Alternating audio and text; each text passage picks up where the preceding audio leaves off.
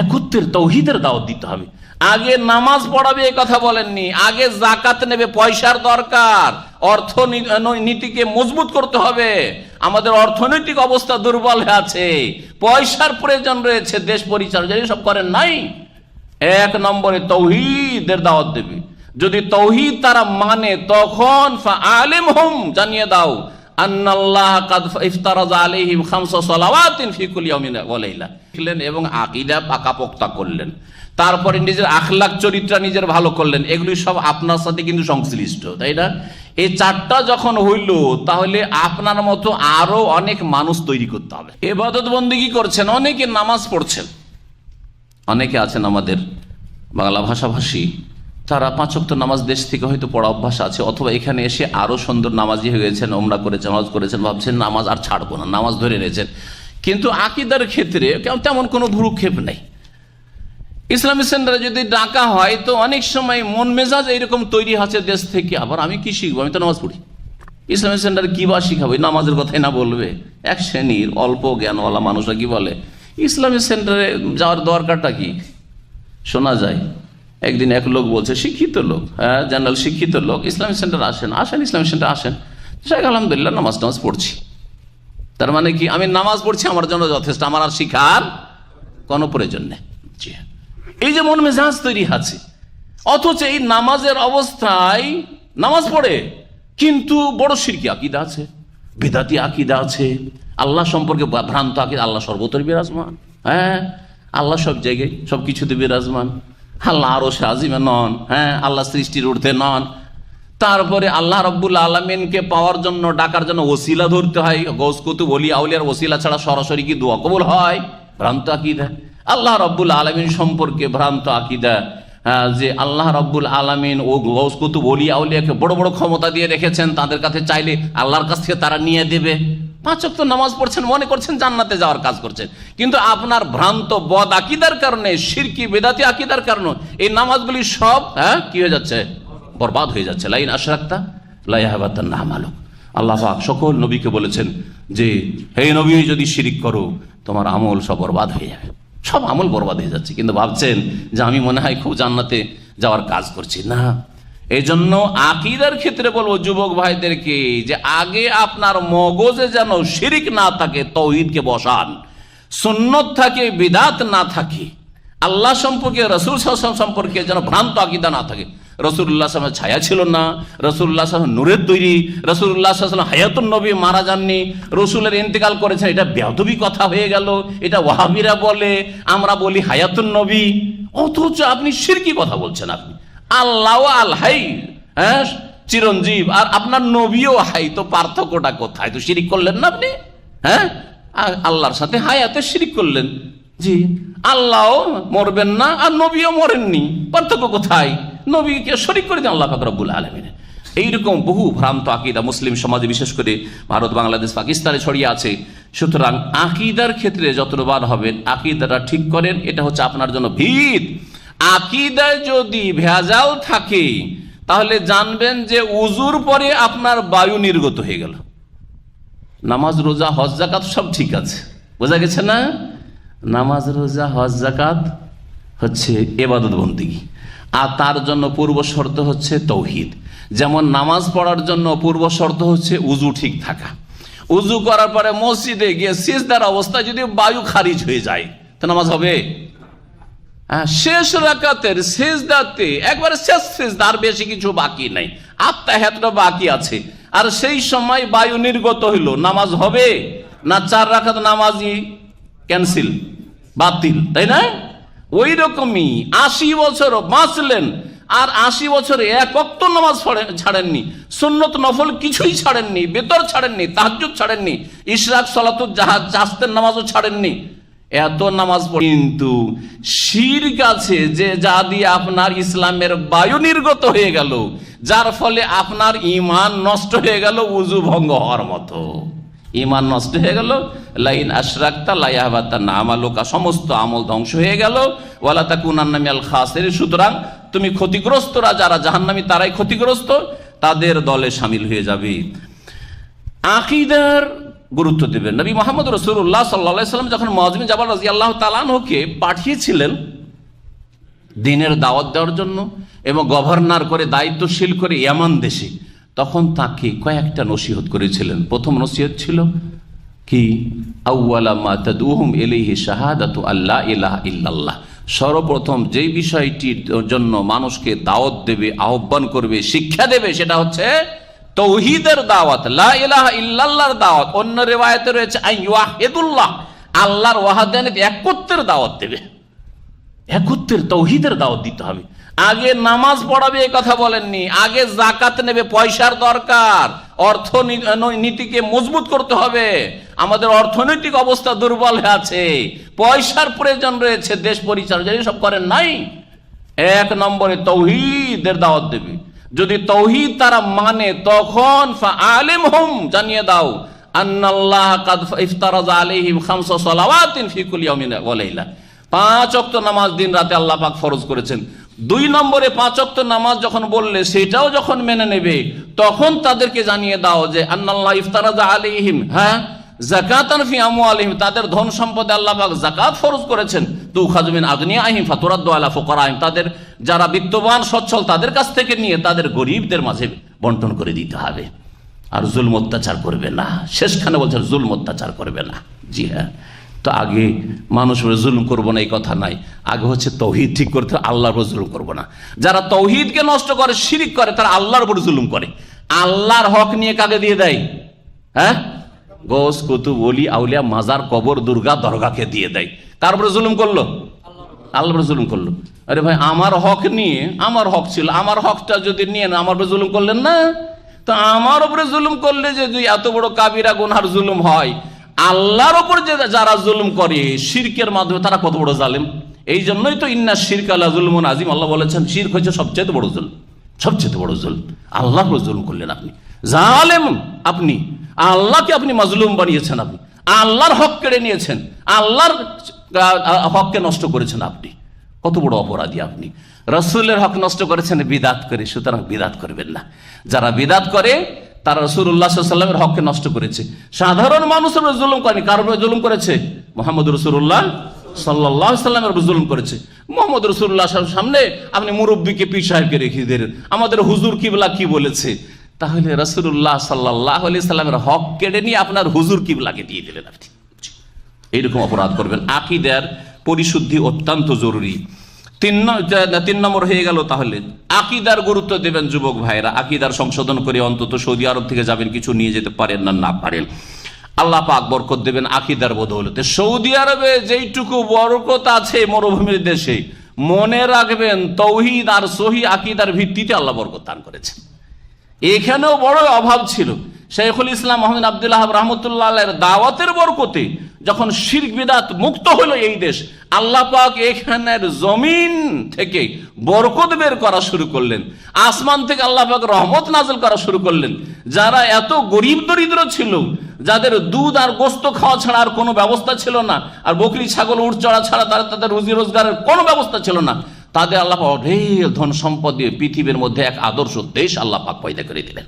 এটা হচ্ছে তৌহিদের ভিত্তি, তৌহিদের বরকতে। তৌহিদকে কায়েম করেন, জি হ্যাঁ, তাহলে আল্লাহ বলছেন লা ফাতাহানা আলাইহিম বারাকাতিম মিনাস সামাই ওয়াল, আকাশের বরকত আর জমিনের বরকত সবকিছু আল্লাহ পাক খুলে দেবেন।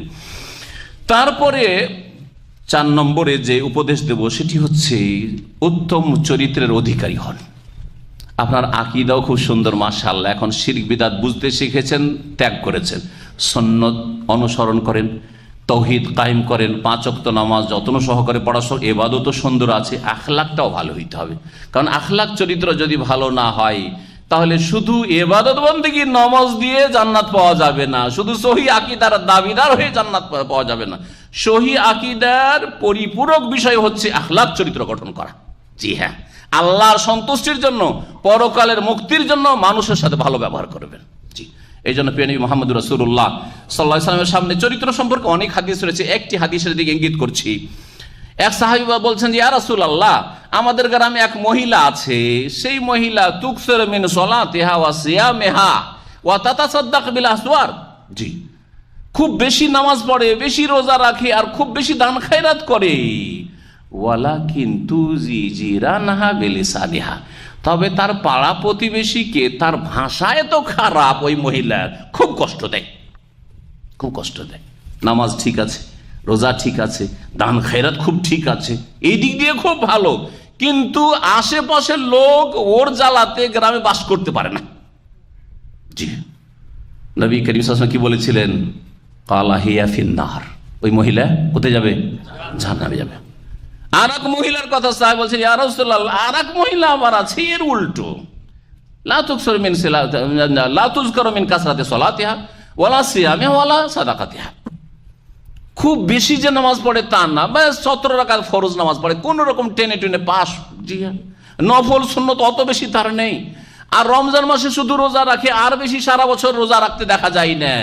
দান খায়রাত করে, অল্প স্বল্প দান খায়রাত করে, কিন্তু একটি গুণ তার ভালো আছে, ওয়ালাকিন লা তুজি জিরানহা বিলিসানিহা, তার জবান দ্বারা, তার আচরণ দ্বারা, তার ভাষা দ্বারা আশেপাশের কোনো মানুষকে কষ্ট দেয় না, সবাই তার প্রশংসা করে, খুব ভালো মহিলা সে। নবী করিম সাল্লাল্লাহু আলাইহি ওয়াসাল্লাম বললেন, হিয়া ফিল জান্নাতে, সে কোথায় যাবে? জান্নাতে যাবে।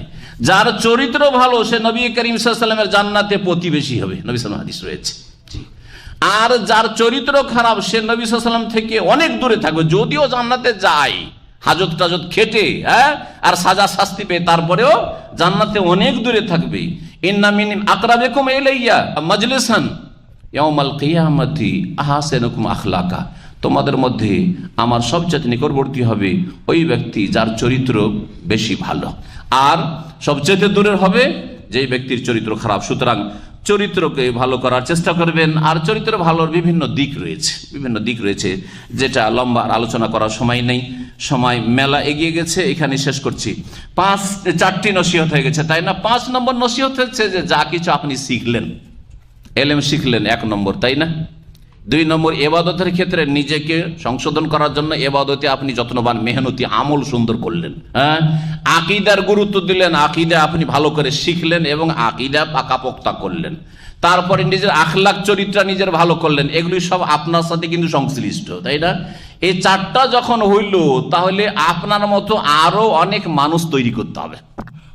আপনাকে মানুষ তৈরি করা ফ্যাক্টরি তৈরি করতে হবে।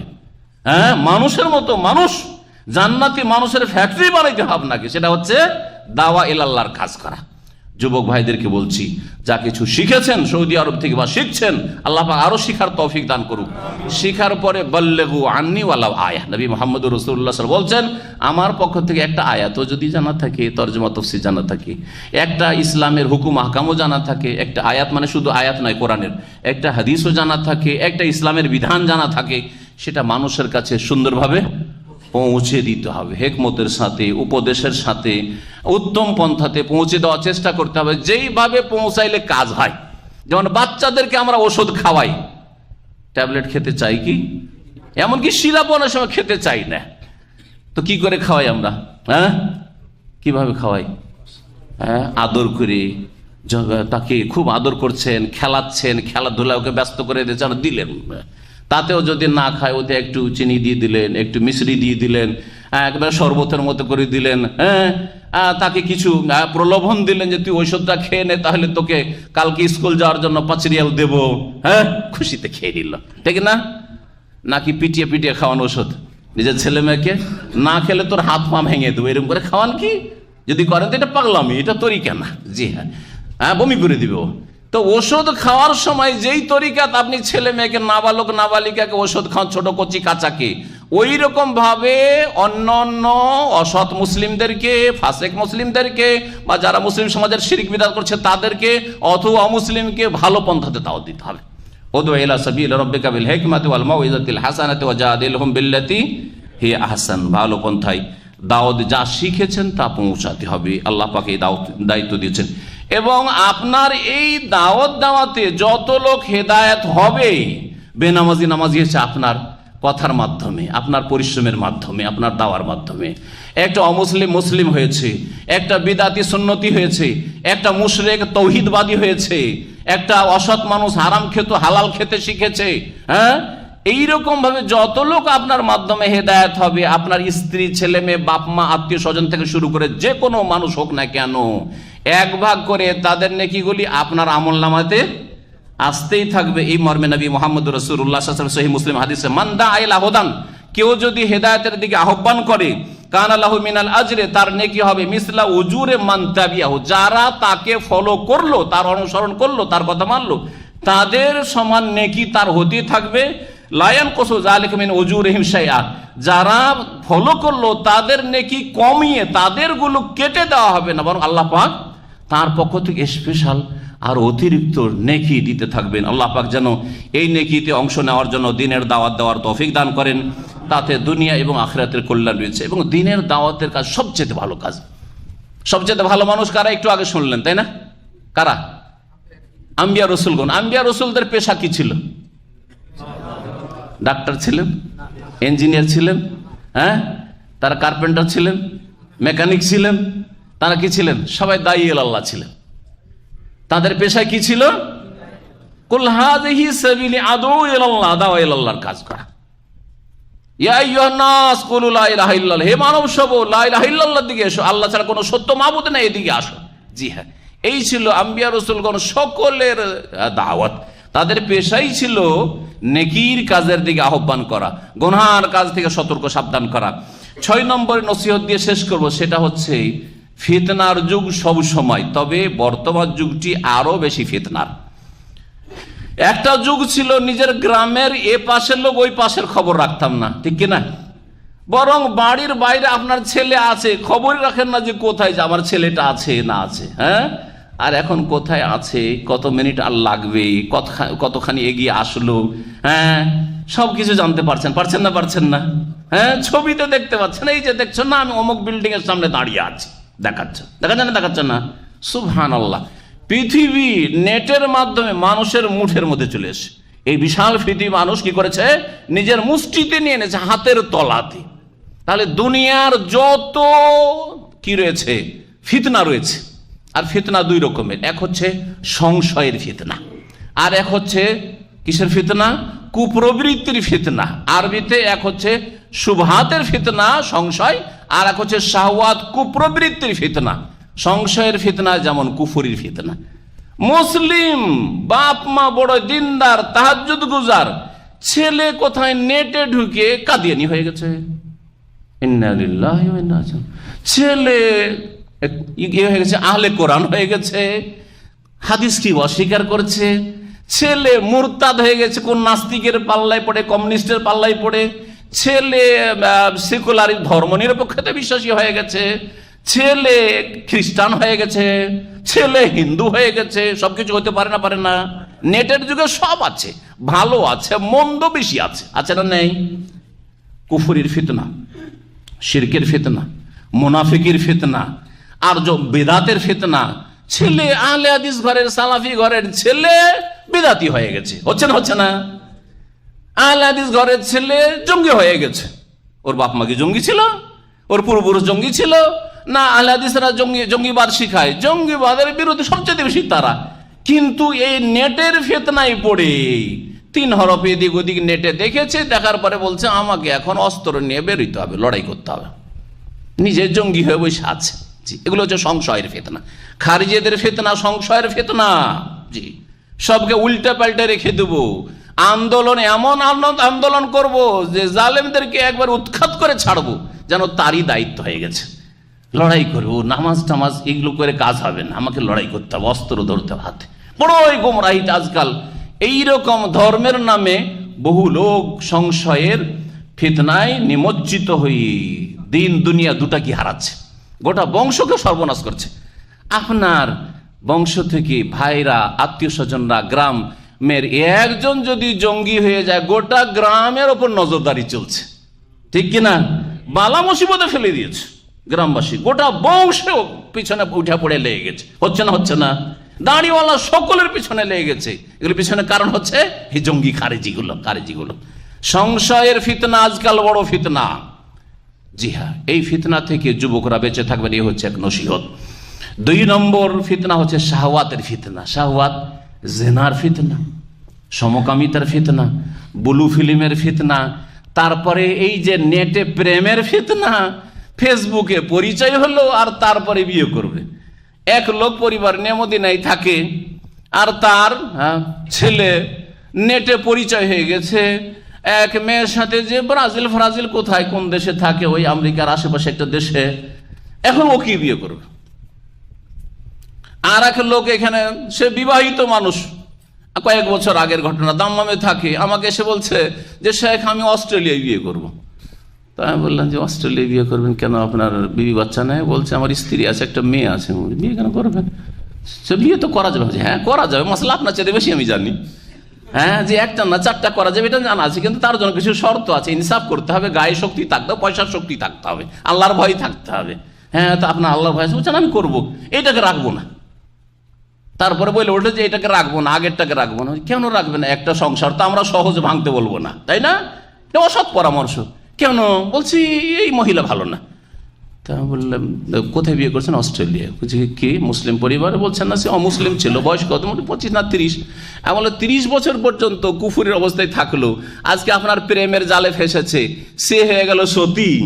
আপনার মুসলিম পরিবারের একটা মেয়ে আজকে অসতী হয়ে গেল আপনার কাছে, যাকে দেখতে না পারি তার চলন বাঁকা। হ্যাঁ, সারা জীবন পাপে ডুবে থাকলো, অবাধ মেলামেশা, সেই মেয়েটা আপনার চয়েস হয়ে গেল। এই কিসের ফিতনায়? নেটের ফিতনায়, শাহওয়াতের ফিতনায়। এই ফিতনা থেকে আপনাকে বাঁচিয়ে রাখতে হবে। ঘন্টার পর ঘন্টা ফেসবুক দেখতে ভালো লাগছে, ক্লান্তি লাগছে না কেন?